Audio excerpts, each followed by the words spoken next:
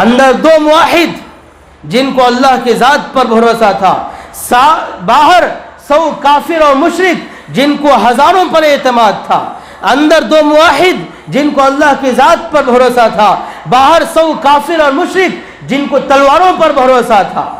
ہمیں قتل کرنے والے، ہمارے خلاف سازشیں بنانے والے، ہمارے خلاف تدبیریں کرنے والے وہ تو اب آئے ہیں، اور ہمیں بچانے والا پہلے سے موجود ہے۔ اللہ نے ارشاد فرمایا، اے نبی جی مٹی پھینکنا آپ کا کام ہے، کافروں کو مشرکوں کو اندھا کرنا میرا کام ہے۔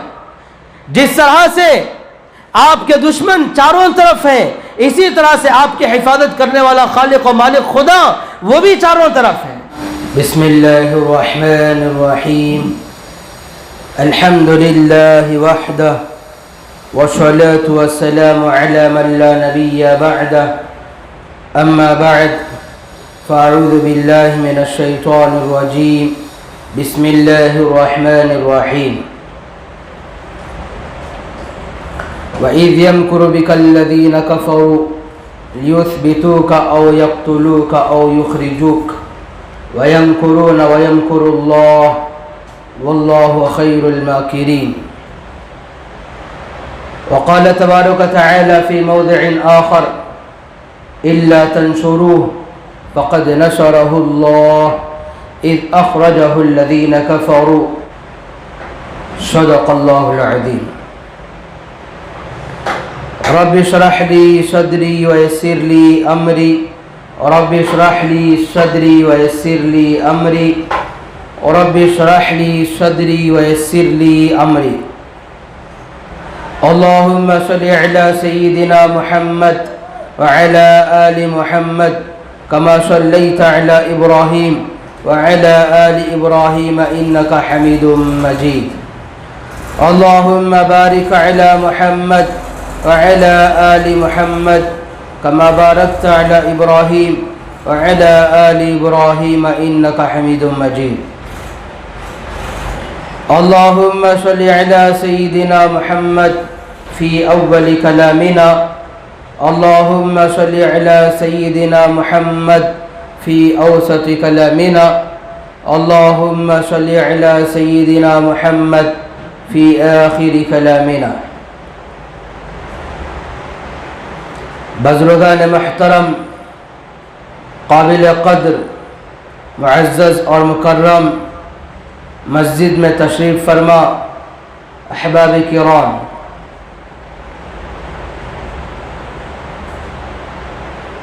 سفر المظفر کی دوسری جمعہ یہ چل رہی ہے۔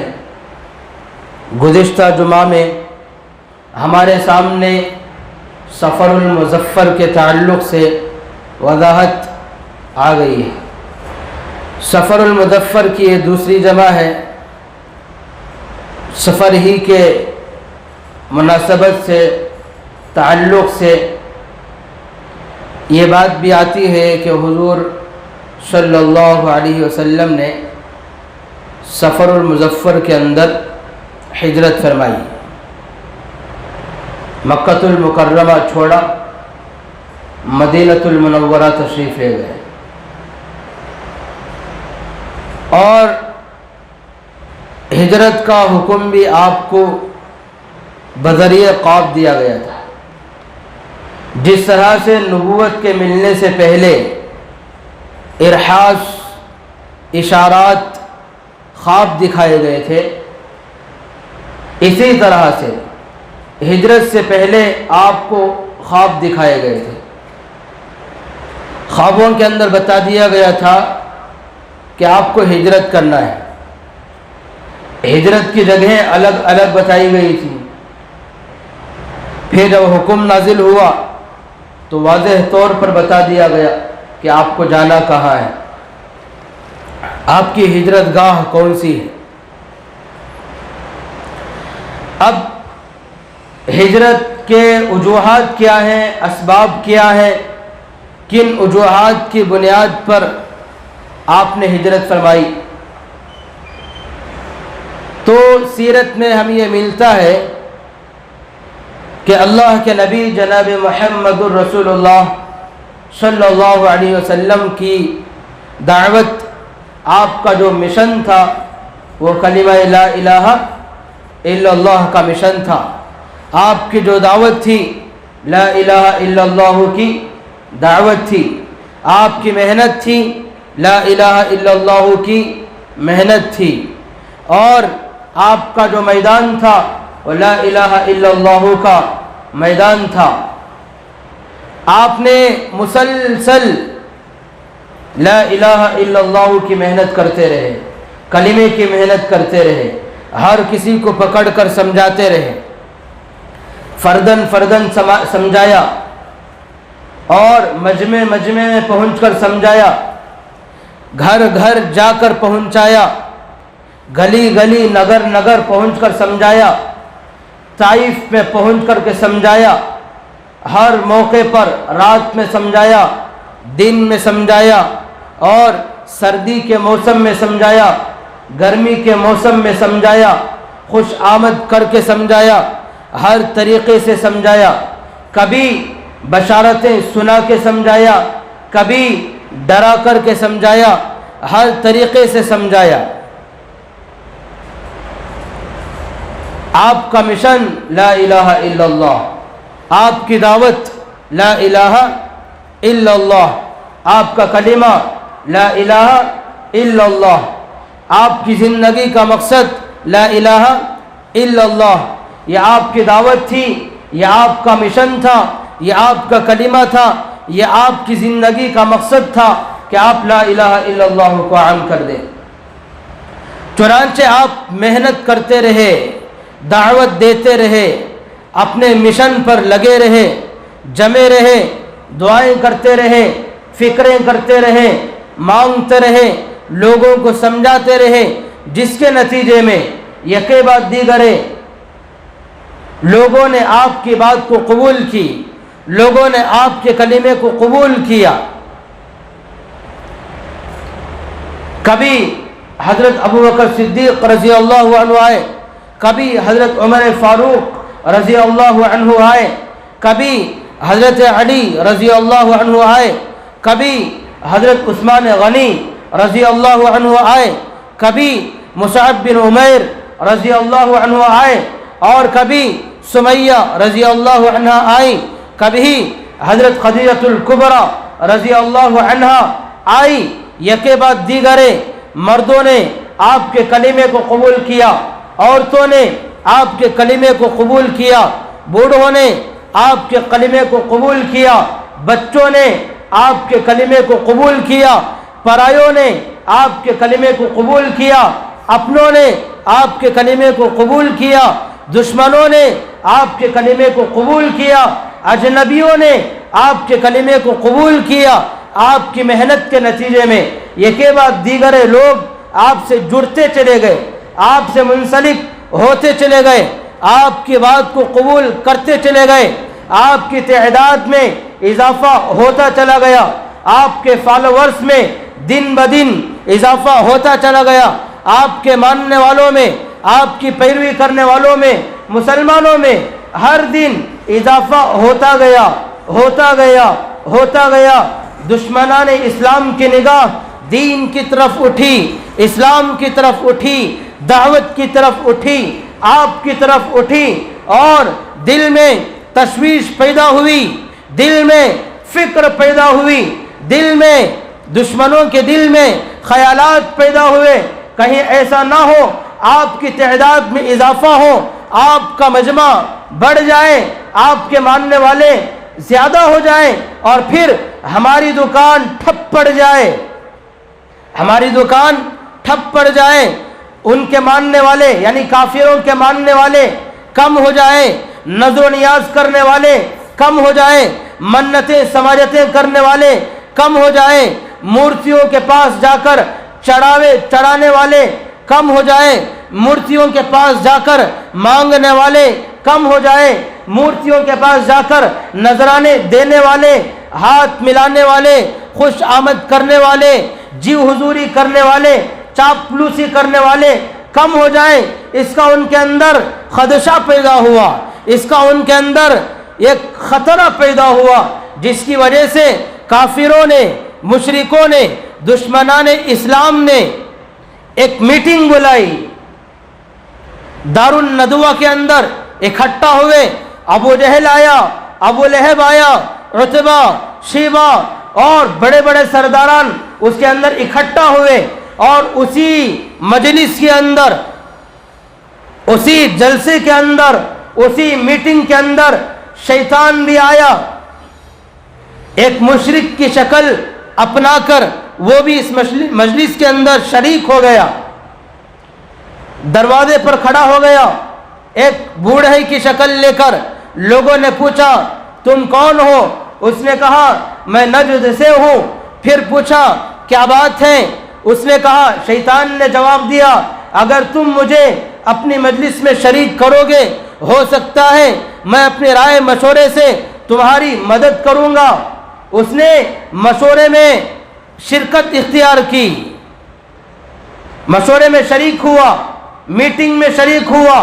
और सारे मिंबरान ने, मीटिंग के सारे अफराद ने अपनी तशवीश का इजहार किया, सारों ने अपनी ताज्जुब का इजहार किया, अपने खतरात और ख्यालात का इजहार किया। कहीं ऐसा ना हो कि मोहम्मद के मानने वाले बढ़ जाएं और फिर हमारी दुकान ठप पड़ जाए, हमारी कमाई घाटे में चली जाए, खसारे में चली जाए। इसलिए मोहम्मद सल्लल्लाहु अलैहि वसल्लम को रास्ते से हटाना चाहिए, आपको ख़त्म कर देना चाहिए। किसी ने राय दी आपको बेड़ियों में जकड़कर हमेशा के लिए कैद कर दिया जाए। आए हुए शैतान ने, उसने कहा, इबलीस ने कहा, अगर तुम उनको कैद करोगे तो उनका जो कबीला है वो तुम्हें नहीं छोड़ेंगे, वो अचानक हमला करके छुड़ा ले जाएंगे, आज़ाद कर देंगे। इसलिए कैद करने की राय ठीक नहीं है। फिर दूसरी राय आई, एक राय ये भी आई कि आपको शहर बदर कर दिया जाए, मक्के से बाहर निकाल दिया जाए। तो उस इबलीस ने, शैतान ने कहा, अगर तुम मोहम्मद सल्लल्लाहु अलैहि वसल्लम को शहर बदर करोगे, मक्के से निकाल दोगे, तो इनकी ज़बान तुमने देख लिया है, तुमने परख लिया है, बड़ी शीरीनी ज़बान है, बड़ी मीठी ज़बान है, इनके बयान में जादू है। जहाँ कहीं भी ये जाएंगे वहाँ के लोग इनसे मुतासिर होकर इनसे जुड़ जाएंगे। वो जिस बस्ती में जाएंगे वो बस्ती इनकी हो जाएगी। फिर वहाँ के मानने वाले बढ़ते चले जाएंगे, फिर हम पर हमला कर देंगे। इसलिए शहर से निकालना ये भी ठीक नहीं है। सब ने मुख्तलिफ राय पेश की। अबू जहल ने एक राय पेश की। अबू जहल ने कहा, अच्छा सुनो, मैं एक राय पेश करता हूँ और ऐसी राय पेश करूँगा जिस राय पर तुम सब के सब जमा हो जाओगे, इत्तिफाक करोगे। सब मुतवज्जा हो गए, हमातन गोश होकर सुनने लगे। पूछा क्या राय है? तो अबू जहल ने कहा, मेरी राय ये है कि मक्के में जितने कबाइल हैं, जितने ख़ानदान हैं, हर ख़ानदान कबीले का एक फ़र्द लिया जाए, जो फ़र्द पूरे ख़ानदान का नुमाइंदा हो, जो फ़र्द पूरे ख़ानदान का सरदार हो, बहादुर हो। ऐसे को लेकर, हर ख़ानदान से लेकर ये सारे के सारे अफराद अपने अपने ख़ानदान की नुमाइंदगी करते हुए बैक वक्त मोहम्मद सल्लल्लाहु अलैहि वसल्लम पर हमला कर दें। एक ही वक्त में आप सल्लल्लाहु अलैहि वसल्लम की ज़ात-ए गिरामी पर तलवार चला दें और आपका नामो निशान मिटा दें। जब इस तरह से आपका कत्ल होगा तो खून जो है किसी एक ख़ानदान के हक़ में नहीं आएगा, किसी एक फ़र्द की गर्दन पर नहीं अटकेगा जिसका वो बदला ले सके। क्यों? इसलिए कि मोहम्मद सल्लल्लाहु अलैहि वसल्लम का ख़ानदान कोई कमज़ोर ख़ानदान नहीं है, कोई बुज़दिल ख़ानदान नहीं है, वो खामोश बैठने वाला नहीं है, वो बदले में तुमको कत्ल करेंगे। इसलिए आपको कत्ल कर देना भी कोई मामूली बात नहीं थी। इसलिए अबू जहल ने ये तदबीर पेश की कि सब ख़ानदानों के एक एक बहादुर एक एक सरदार को नुमाइंदे के तौर पर पेश करें और सारे के सारे नुमाइंदे मिलकर, सारे खानदानों के नुमाइंदे मिलकर बैक वक्त आप पर तलवार चलाए, इस तरह से आपका खून सारे खानदानों पर मुनक़सिम हो जाएगा और बनु अब्द मनाफ ये सारे खानदानों से लड़ नहीं सकेंगे, सारे खानदानों से जंग नहीं कर सकेंगे, सारे खानदानों से खून उसूल नहीं कर सकेंगे, मजबूर होकर वदीयत पर आमदा होंगे, खून बहा लेंगे, यानी खून के बदले में पैसा ले लेंगे, बस मामला आपका ख़त्म हो जाएगा। उसने ये राय पेश की तो सारे के सारे काफिर, सारे मुशरिक इस राय पर उन्होंने इत्तिफाक कर लिया। यहाँ पर इनकी मजलिस ख़त्म हुई, इनकी मजलिस यहाँ पर ख़त्म हुई। उधर अल्लाह पाक ने हज़रत जिब्राईल अलैहिस्सलातु वस्सलाम को आपकी खिदमत अक़दस में भेजा। हज़रत जिब्राईल अलैहिस्सलातु वस्सलाम ने आकर इनके मीटिंग की खबर दी, वही के ज़रिए से अल्लाह ने अपने नबी को बतला दिया। वइज़ यमकुरु बिकल्लज़ीना कफ़रू लियुस्बितूका औ यक़्तुलूका औ युख़रिजूका वयमकुरूना वयमकुरुल्लाह। ऐ नबी जी, उस वक्त को याद करो जिस वक्त आपके ताल्लुक़ से ये काफिर, ये मुशरिक, ये दुश्मनान इस्लाम मीटिंग कर रहे थे, तदबीरें बना रहे थे, साजिशें तैयार कर रहे थे, प्लानिंगें बना रहे थे कि आपको कत्ल कर दिया जाए या आपको जिला वतन कर दिया जाए या आपको बेड़ियों में जकड़ कर कैद कर दिया जाए। ये चाल चल रहे थे और उसी वक्त में अल्लाह भी आपके ताल्लुक़ से तदबीर कर रहा था, अल्लाह भी आपके ताल्लुक़ से प्लान बना रहा था। वल्लाहु खैरुल माकिरीन। दुनिया वाले तदबीर बनाए तो बनाए, लेकिन दुनिया को पैदा करने वाला खालिक और मालिक जो तदबीर बनाएगा वो सबसे बेहतर तदबीर बनाएगा, सबसे बढ़िया तदबीर बनाएगा। चुनांचे अल्लाह ने तदबीर बनाई। क्या तदबीर बनाई? तदबीर ये बनाई कि काफिरों का हुजूम होगा, काफिरों का जमघट्टा होगा, तलवारों के साए से, दुश्मनों के बीच से मैं निकाल करके रहूंगा। ये मेरी तदबीर है। जब मैं आपको निकालूंगा, जब आपको लौटाऊंगा, ऐसे नहीं लौटाऊंगा, गालिब करके लौटाऊंगा। फिर अल्लाह के नबी सल्लल्लाहु अलैहि वसल्लम को इत्तिला दी गई, खबर दी गई, वही के जरिए से बता दिया गया, सारे काफिर, सारे मुशरिक आपके घर के अतराफ में जमा हो गए, इकट्ठा हो गए, अपने हाथों में नंगी तलवारें लेकर हवाओं में लहराते हुए कह रहे थे, मजाक उड़ा रहे थे और यूं कह रहे थे, आज मोहम्मद के मुअजिज़े देखेंगे, आज हम मोहम्मद के करिश्मे देखेंगे, आज हम मोहम्मद को अपनी तलवारों से मज़ा चखाएंगे, मजाक उड़ा रहे थे। और उधर अंदर दो मुवाहिद हुजूर सल्लल्लाहु अलैहि वसल्लम और आपके गुलाम हजरत अली रज़ी अल्लाहु अन्हु, अंदर दो थे, बाहर 100 थे। रिवायतों में आया वहुम मियातु सनादीद मिन कुरैश, वहुम मियातु रजुल मिन सनादीद कुरैश। वो 100 बहादुर सरदार थे, नंगी तलवारें लेकर बैत नबूवत का उन्होंने मुहासरा कर लिया था। अंदर 2 मुवाहिद जिनको अल्लाह के ज़ात पर भरोसा था, बाहर 100 काफिर और मुशरिक जिनको हजारों पर एतमाद था।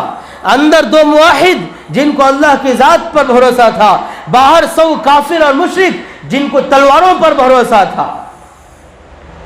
हजरत अली रज़ी अल्लाह अन्हु चौंके, बाहर झांक कर देखा और अर्ज किया, या रसूल अल्लाह, काफिर हमें कत्ल करने के लिए आ गए हैं। अल्लाह के नबी ने इरशाद फरमाया, ऐ अली, वो तो अब आए हैं। हमें कत्ल करने वाले, हमारे खिलाफ साजिशें बनाने वाले, हमारे खिलाफ तदबीरें करने वाले, वो तो अब आए हैं और हमें बचाने वाला पहले से मौजूद है,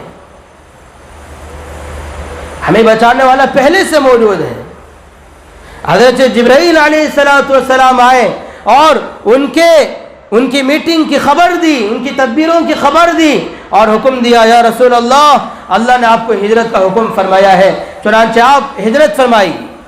اور اللہ کے نبی صلی اللہ علیہ وسلم نے ہجرت کی تیاری شروع کی، اور حضرت علی رضی اللہ عنہ سے فرمایا، اے علی، کافروں کی، مشرکوں کی کچھ امانتیں ہیں، ان امانتوں کو تم اپنے پاس رکھو، اور پھر ان کو پہنچا کر میرے بعد میں تم مدینے آ جانا۔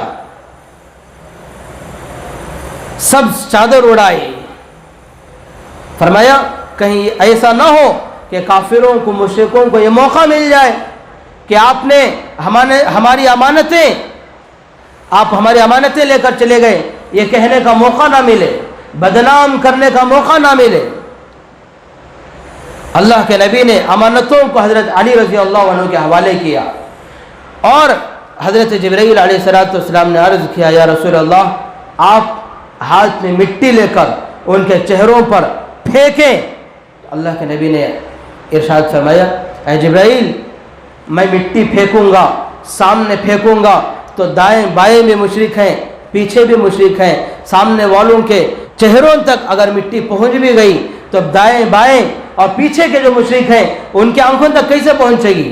تو حضرت جبرائیل علیہ السلام نے عرض کیا، یا رسول اللہ، مٹی پھینکنا آپ کا کام ہے، اور دشمنوں کو اندھا کرنا یہ اللہ کا کام ہے۔ بالواسطہ گویا کہ اللہ نے ارشاد فرمایا، اے نبی جی، مٹی پھینکنا آپ کا کام ہے، کافروں کو، مشرکوں کو اندھا کرنا میرا کام ہے۔ جس طرح سے آپ کے دشمن چاروں طرف ہیں، اسی طرح سے آپ کی حفاظت کرنے والا خالق و مالک خدا وہ بھی چاروں طرف ہے۔ چنانچہ آپ نے شاہت الوجوہ کہہ کر ان کے چہروں پر مٹی ماری۔ جیسے ہی آپ نے مٹی ماری، اللہ نے چاروں طرف مٹی پہنچائی، سارے لوگوں کو اندھا کر دیا، اور ان کی آنکھوں پر اندھیری چھا گئی، اور ان کی آنکھیں، ان کی نظریں چندھیا گئیں، وہ اپنی آنکھوں کو رگڑتے رہ گئی، اور اپنی آنکھیں پھاڑ پھاڑ کر بیت نبوت کی طرف گھورتے رہ گئے، دیکھتے رہ گئے، اور اللہ کے نبی صلی اللہ علیہ وسلم کافروں کے بیچ سے، مشرکوں کے درمیان سے سورۃ الیاسین تلاوت کرتے ہوئے نکل گئے۔ اور انہوں نے دیکھا، بیت نبوت کا محاصرہ کرنے والے مشرکوں نے دیکھا اندر کوئی ہے یا نہیں ہے، تو دیکھا کہ سب چادر میں اوڑھ کر لیٹے ہوئے ایک آدمی موجود ہے۔ انہوں نے پتھر برسائے، کنکری ماری، اندر سے کھنگنے کی آواز آئی۔ حضرت علی رضی اللہ عنہ نے آواز کی تو وہ سمجھ گئے اندر ہے، مگر بعضوں کو پھر بھی شک ہوا۔ کیا شک ہوا؟ ہو سکتا ہے یہ نبی نہ ہو۔ کیوں؟ اس لیے کہ نبی تو وہ نہیں جو پتھروں کی آواز سے، پتھروں کی مار سے آواز کرنے لگے۔ شک ہوا، مگر پھر بھی اللہ نے ان کی آنکھوں پر پردہ ڈال دیا تھا۔ وہ سمجھے کہ شاید حضور صلی اللہ علیہ وسلم یہیں پر آرام فرمائے۔ انتظار کرتے رہے، مگر پوری رات انتظار کرتے رہے، ان کو اندر داخل ہونے کی ہمت نہیں ہوئی۔ ایسا کیوں؟ ایسا اس لیے فقد نصرہ اللہ، کہ وہاں پر کافروں کا پہرا نہیں تھا بلکہ اللہ کا پہرا تھا۔ وہاں پر مشرکوں کا پہرا نہیں تھا، وہاں پر اللہ کی پہرے داری تھی۔ فقد نصرہ اللہ، اللہ نے قرآن پاک کے اندر ارشاد فرمایا، الا تنصروہ، لوگوں اللہ کی مدد کرو، اگر نہیں کرو گے تو تمہاری مدد کی اللہ کو کوئی ضرورت نہیں، تمہاری مدد کا اللہ تھوڑی نہ محتاج ہے، اللہ خود مدد کرے گا، جیسے یہاں پر مدد کی۔ فقد نصرہ اللہ، 100 بہادر سردار ننگی تلواریں لے کر پوری رات نبی کا انتظار کرتے رہے، لیکن بیت نبوت کے اندر قدم رکھنے کی جرت نہیں ہوئی۔ پھر اللہ کے نبی صلی اللہ علیہ وسلم کافروں کے، مشرکوں سے بیچ سے نکل گئے۔ کہاں چلے؟ اس سڑک پر چلے جو سڑک آپ کو حضرت ابوبکر رضی اللہ عنہ کے مکان پر پہنچاتی۔ چنانچہ آپ حضرت ابوبکر رضی اللہ عنہ کے مکان پر پہنچے اور فرمایا، ابوبکر ہجرت کرنا ہے۔ حضرت ابوبکر رضی اللہ عنہ نے یہ نہیں پوچھا کہ کیوں کرنا ہے، یہ نہیں پوچھا کہاں جانا ہے، بلکہ جیسے ہی نبی کا حکم ہوا تو عرض کیا، یا رسول اللہ، کیا آپ کے ساتھ میں چلوں؟ خوشی کے مارے آنکھوں سے آنسو نکل گئے۔ کیوں؟ ہجرت کے ساتھی حضرت ابو بکر رضی اللہ عنہ بن رہے ہیں. حضرت اسماء رضی اللہ عنہ نے زاد سفر تیار کیا, توشہ تیار کیا, سارے گھر کے سامان کو باندھ دیا, اور پھر توشہ باندھتے ہوئے ڈوری کی ضرورت پڑی تو کوئی چیز نہیں مل رہی تھی, انہوں نے اپنے دوپٹے کو پھاڑ کر سامان کو باندھا. اللہ کے نبی نے فرمایا ذُوالنُطَاقَيْن, ذُوالنُطَاقَيْن, دو چادریں والی, دو اوڑھنی, دو دوپٹوں والی. حضرت ابو ہریرہ سے فرمایا ابو ہریرہ رضی اللہ عنہ کو یہ لقب اتنا پسند آیا کہ زندگی بھر کے لیے انہوں نے اپنے اوپر ابو ہریرہ کا نام لگا لیا. حضرت علی رضی اللہ عنہ سے ایک موقع پر فرمایا ابو تراب, مٹی والے. اور حضرت علی رضی اللہ عنہ نے یہ لقب اتنا پسند آیا کہ انہوں نے اپنے نام کے ساتھ اس کو چسپاں کر لیا, لگا لیا, اور گویا کہ حضرت علی رضی اللہ عنہ کا نام وہ بن گیا. اور حضرت عثمان رضی اللہ عنہ کے بارے میں فرمایا کہ ذُوالنُّورَيْن, انہوں نے اپنے نام کے ساتھ ذُوالنُّورَيْن لگا لیا. حضرت ابو محذورہ رضی اللہ عنہ کے سر پر اللہ کے نبی نے ہاتھ پھیرا, بالوں پر ہاتھ لگا, تو حضرت ابو محذورہ رضی اللہ عنہ نے اپنے بالوں کی حفاظت کی, پوری زندگی حفاظت کی, اپنے سر سے نہیں نکالا. کیوں؟ صرف اس نسبت کی بنیاد پر کہ اللہ کے نبی کے ہاتھ دست مبارک ان بالوں پر لگے ہیں, چنانچہ انہوں نے اپنے بالوں کو نہیں نکالا, اپنے سینے سے لگائے رکھا. فرمایا کہ ایسے ہی حضرت اسماء رضی اللہ عنہ, حضرت ابو بکر رضی اللہ عنہ کی بیٹی, ذُوالنُطَاقَيْن کا لفظ, یہ جو لقب ہے, انہوں نے اپنے ساتھ اس کو لگائے رکھا, سینے سے لگا لیا. پھر اللہ کے نبی صلی اللہ علیہ وسلم اور حضرت ابو بکر رضی اللہ عنہ ہجرت کا سفر شروع کر دیے. تقریباً 5-6 میل کے فاصلے پر غار ثور ایک پہاڑی ہے, اس پہاڑی کی طرف ہجرت کر گئے, اور پہاڑ کی بلندی پر غار ثور ہے. اس بلندی پر چڑھنے کے لیے دونوں آگے بڑھے. اللہ کے نبی صلی اللہ علیہ وسلم جب چل رہے تھے تو نوکیلے پتھر آپ کے قدم مبارک کو زخمی کر رہے تھے. اس زمانے کے اندر کوئی اگر کہیں چلا جاتا تو اس کو ڈھونڈنے کے لیے لوگ اس کے قدموں کے نشانات کو دیکھتے ہوئے اس کا پیچھا کر کے اس کو پکڑ لیتے تھے, پا لیا کرتے تھے. اللہ کے نبی صلی اللہ علیہ وسلم یہ سوچ کر کے دشمنوں کو ہمارا پتہ نہ چلے, ان کو ہماری اطلاع نہ ملے, اس لیے اللہ کے نبی اپنے پنجوں کے بل چل رہے تھے, پورے قدم مبارک نہیں رکھ رہے تھے, پنجوں کے بل چل رہے تھے. اور پھر وہ نوکیلے پتھر آپ کے قدم مبارک کو زخمی کر رہے تھے, آپ کے پیر زخمی ہو گئے. ابو بکر رضی اللہ عنہ نے عرض کیا یا رسول اللہ, مجھ سے آپ کی تکلیف برداشت نہیں ہوتی, آپ سوار ہو جائیے. دنیا نے دیکھا کوئی سواری موجود نہیں تھی, اور حضرت ابو بکر رضی اللہ عنہ سواری بنے, اور اللہ کے نبی جناب محمد رسول اللہ صلی اللہ علیہ وسلم کو اپنے پیٹھ پر سوار کیا. عجیب منظر تھا. حضرت علامہ حبلی رحمۃ اللہ علیہ فرماتے ہیں حتی حفیت رجلاہ, جب آپ صلی اللہ علیہ وسلم کے دونوں قدم زخمی ہوئے, فلما رآہما ابو بکر, حضرت ابو بکر رضی اللہ عنہ نے یہ حالت دیکھی, قد حفیتا, آپ دونوں پیر مبارک زخمی ہو گئے ہیں. حملہ علی عاہلہ, اپنے اوپر اللہ کے نبی صلی اللہ علیہ وسلم کو سوار کیا. وجعل یشتد بہ, اور آپ کو اٹھا کر چڑھنے لگے, لے کر چلنے لگے. حتی الا علی فلی الغار, اور غار تک پہنچے. انزلہ, پھر اللہ کے نبی صلی اللہ علیہ وسلم کو اتارا.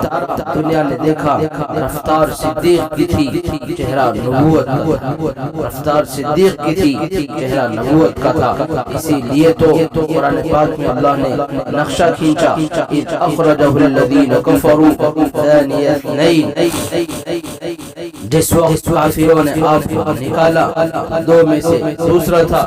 جب غار پر پہنچے تو عرض کیا مکانک یا رسول اللہ حتی استبری الغار, اے اللہ کے رسول آپ یہیں پر ٹھہرے رہیے تاکہ میں غار کو صاف کر لوں۔ جب صاف کر لیا آخر عرض کیا یا رسول اللہ انزل فنزلہ، آپ تشریف لائیے۔ اللہ کے نبی صلی اللہ علیہ وسلم غار کے اندر تشریف لے گئے، وقال له، پھر عرض کیا ان اقتل فانا رجل واحد من المسلمین، اللہ کے نبی اگر میں قتل ہوتا ہوں تو میں ایک مسلمان ہوں، وَإِن قُتِلْتَ هَلَكَتِ الْأُمَّةُ، اب اگر آپ کو کوئی غزن پہنچے یا آپ کو کوئی تکلیف پہنچے یا آپ کو کوئی اگر قتل کر دے تو ساری امت ہلاک ہو۔ غار کے اندر یار غار نے عشق و وفا کا وہ فقید المثال مظاہرہ کیا کہ اس کو سیرت نے بھی بیان کیا ہی ہے، اور ساتھ ساتھ قرآن پاک میں بھی اللہ نے اس کا نقشہ کھینچا ہے۔ اسی لیے حضرت عمر رضی اللہ عنہ فرماتے تھے کہ مجھے یہ پسند ہے کہ میری ساری زندگی کا عمل حضرت ابو بکر رضی اللہ عنہ کے ایام میں سے ایک دن کے برابر میری تمام راتوں کا عمل ایک رات کے برابر ہو جائے، یہ میرے لیے سستا سودا ہوگا۔ پوچھا گیا حضرت عمر رضی اللہ عنہ سے وہ کون سی رات ہے؟ آپ نے فرمایا وہ رات جس رات میں وہ رسول اللہ صلی اللہ علیہ وسلم کے ساتھ غار ثور کی طرف تشریف لے گئے تھے۔ جب وہاں پر پہنچے حضرت ابو بکر رضی اللہ عنہ نے عرض کیا واللہ لا تدخلہ، اللہ کی قسم اے اللہ کے نبی آپ غار میں داخل نہ ہو حتی ادخل قبلک، آپ سے پہلے میں داخل ہوں گا۔ ان کان فیہ شیء اصابنی، اگر کوئی موذی اندر ہوگا، کوئی تکلیف پہنچانے والی چیز ہوگی تو مجھے تکلیف پہنچے تو آپ کو تکلیف نہ پہنچے۔ چنانچہ حضرت ابو بکر رضی اللہ عنہ اندر داخل ہوئے، جھاڑو لگایا، غار کی صفائی کی، سوراخوں کو بند کیا اور سوراخوں کو بند کرنے کے لیے پتھر لگائے۔ جہاں پر پتھر لگ گئے پتھر ختم ہو گئے، پتھر نہیں مل پائے تو انہوں نے اپنی چادر کو پھاڑ کر سوراخوں کے اندر گھسڑ کر ڈال کر سوراخوں کو بھرتی کیا، بند کیا۔ آخر میں 2 سوراخیں بچ گئی تھی کہ آ کر عرض کیا یا رسول اللہ آپ تشریف لائیں۔ فدخل رسول اللہ صلی اللہ علیہ وسلم، اللہ کے نبی اندر داخل ہوئے۔ رات کا وہ وقت تھا، تاریکی تھی۔ حضرت ابو بکر رضی اللہ عنہ کی گود میں آپ ایران پر اللہ کے نبی صلی اللہ علیہ وسلم اپنا سر مبارک رکھ کر آرام فرمایا، اور حضرت ابو بکر رضی اللہ عنہ نے 2 سوراخیں جو بچی ہوئی تھی ان پر اپنی ایڑی رکھ لی۔ پھر اس کے اندر کوئی سانپ تھا تو وہ باہر نکلنا چاہتا تھا، اس نے باہر نکلنے کے لیے جب راستہ نہیں ملا حضرت ابو بکر رضی اللہ عنہ کی ایڑی پر ڈنک مارے، اور حضرت ابو بکر رضی اللہ عنہ نے اللہ کے نبی صلی اللہ علیہ وسلم کی تکلیف کے خوف سے ڈر سے اس ایڑی کو نہیں ہلایا، حرکت نہیں کی، اس لیے تاکہ اللہ کے نبی صلی اللہ علیہ وسلم کو نیند میں خلل نہ ہو، آپ کو تکلیف نہ پہنچے۔ اس خوف اور خطرے سے حضرت ابو بکر رضی اللہ عنہ نے قدم مبارک نہیں ہلایا، مگر اس نے بار بار جب ڈسا آپ کی تکلیف میں شدت آئی، آپ کے آنکھوں سے آنسو ڈھلک جو اللہ کے نبی صلی اللہ علیہ وسلم کے رخسار مبارک پر گرے، اور پھر آپ بیدار ہوئے۔ پوچھا مالک یا ابا بکر، ابو بکر کیا ہوا؟ پھر حضرت ابو بکر رضی اللہ عنہ نے عرض کیا کہ مجھے کسی سانپ نے کاٹا ہے۔ اللہ کے نبی نے اپنا لعاب دہن حضرت ابو بکر رضی اللہ عنہ کی ایڑی پر لگایا، جس لعاب دہن کی برکت سے آپ کی تکلیف جاتی رہی۔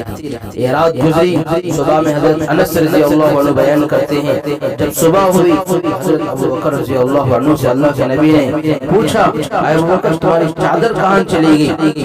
حضرت ابو بکر رضی اللہ عنہ نے رات کی جو کاروائی انہوں نے غار کے اندر کی تھی، غار کی بلوں کو صفائی کے، غار کی بلوں کی بھرپائی کے لیے چادر کو پھاڑ کر اس کے اندر انہوں نے داخل کیا تھا۔ یہ ساری کاروائی سنائی اللہ کے نبی صلی اللہ علیہ وسلم نے، جب نے سنا تو ہاتھ اٹھا کر حضرت ابو بکر رضی اللہ عنہ کے لیے دعا فرمائی، اللہم اجعل ابا بکر معی فی درجتی فی الجنہ، اے اللہ حضرت ابو بکر رضی اللہ عنہ کو میرے ساتھ جنت میں میرے درجے میں جگہ نصیب۔ قد فأوحى الله إليه قد استجبنا لك. پھر فوراً حضرت جبرائیل علیہ السلام نازل ہوئے اور آ کر بشارت سنائی، یا رسول اللہ ہم نے آپ کی دعا کو قبول کر لیا. حضرت ابوبکر رضی اللہ عنہ کو اگر غم تھا اس غار کے اندر، اللہ کے نبی کا غم تھا، خوف نہیں تھا، ڈر نہیں تھا. اسی لیے جب حضرت ابوبکر رضی اللہ عنہ نے دیکھا کہ کافروں نے، مشرکوں نے تلاش کرتے ہوئے غار کے قریب تک پہنچ گئے، انہوں نے عرض کیا یا رسول اللہ دشمن آ گیا ہے. ڈرنے لگے، خوف کھانے لگے، غم کھانے لگے. اللہ کے نبی نے فرمایا اذ یقول لصاحبہ لا تحزن ان اللہ معنا.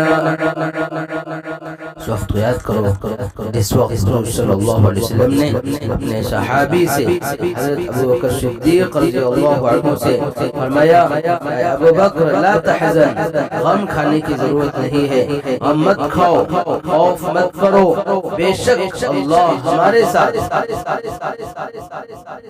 اللہ ہمارے ساتھ. حضور صلی اللہ علیہ وسلم نے تسلی دی اور فرمایا اے ابوبکر اگر تم غم کھاؤ گے تو اللہ کی مدد کے دروازے کھل جائیں. اسی لیے اسی آیت کے اندر آگے بیان فرمایا فانزل اللہ سکینتہ علیہ وایدہ بجنود لم تروها. پھر اللہ پاک نے اپنی سکینت کو حضور صلی اللہ علیہ وسلم پر نازل فرمایا اور آپ کے ساتھی پر نازل فرمایا وایدہ بجنود لم تروها، اور ایسے لشکر کے ذریعے سے مدد فرمائی جو لشکر تمہاری آنکھوں کی رسائی سے باہر ہے. اللہ کے نبی صلی اللہ علیہ وسلم جب وہاں پر پہنچے ہیں، پہنچ کر اندر قیام اختیار فرمایا ہے، دشمن کے پہنچنے سے پہلے مکڑی نے جالا تانا اور کبوتری نے انڈے دی. جب دشمن وہاں پر پہنچا اور کھوج لگانے والے نے کھوج لگائی اور اس نے اپنا اندازہ بتایا کہ یہیں پر ہو سکتے ہیں، اس سے آگے نہیں جا سکتے، تو دشمن نے کہا اگر تیری کھوج یہاں تک کی ہے تو یہ کبوتری نے انڈے کیسے دیے اور مکڑی نے جالا کیسے تنا، یہ تو محمد صلی اللہ علیہ وسلم کی پیدائش سے پہلے کا لگ رہا ہے. اللہ نے دشمن کی آنکھوں پر پردے ڈال دیے اور اللہ نے اپنے نبی، اپنے حبیب حضرت محمد صلی اللہ علیہ وسلم کی مدد فرمائی. چنانچہ دشمن خالی ہاتھ ہو کر، خائب ہو کر، خاسر ہو کر، شرمندہ ہو کر واپس لوٹا. اسی لیے تو قرآن پاک میں فرمایا الا تنصروه فقد نصره اللہ، ضرور تم محمد صلی اللہ علیہ وسلم کی مدد کرو. اب اگر مدد نہیں کرو گے اللہ خود فرماتا ہے میں تمہاری مدد کا تھوڑی محتاج ہوں، میں خود مدد کروں گا. چنانچہ مدد فرمائی اذ اخرجہ الذین کفروا، اس وقت کو یاد کرو جس وقت کافروں نے آپ کو نکالا. ثانی اثنین، وہ دو میں کے دوسرے تھے. اذ ہما فی الغار، دونوں کے دونوں غار میں موجود تھے. اذ یقول لصاحبہ لا تحزن ان اللہ معنا، محمد صلی اللہ علیہ وسلم اپنے ساتھی سے کہتے ہیں لا تحزن، غم کھانے کی ضرورت نہیں ہے، بے شک اللہ ہمارے ساتھ ہے. فانزل اللہ سکینتہ علیہ وایدہ بجنود لم تروها، پھر اللہ نے اپنی سکینت کو نازل فرمایا اور ایسے لشکروں سے مدد فرمائی لم تروها، جو لشکر تمہاری رسائی سے، تمہاری آنکھوں کے رسائی سے باہر ہے. وجعل کلمۃ الذین کفروا السفلی، اور پھر کافروں کی تدبیر کو نیچا کر دکھلایا، ناکام کر دیا. وکلمۃ اللہ ہی العلیٰ، اللہ کی تدبیر وہی غالب ہے، وہی غالب رہنے والی ہے. ہمیں چاہیے ان حقائق کو جانے اور جان کر صحیح معلومات اپنے اندر لائیں اور پھر اللہ کی ذات پر یقین کریں، اللہ کی ذات پر بھروسہ کریں، اللہ کے اللہ کے دین کے مددگار بننے والے ہو جائیں. اب اس کے بعد غار ثور سے لے کر مدینہ المنورہ تک جو ہجرت ہوئی ہے وہ اگلے جمعہ آپ حضرات کے سامنے پیش کی جائے گی، آپ کے سامنے بیان کیا جائے گا۔ اللہ ہم سب کو کہیں سنی باتوں پر عمل کرنے کی توفیق نصیب فرمائے۔ وآخر دعوانا ان الحمد للہ رب العالمین۔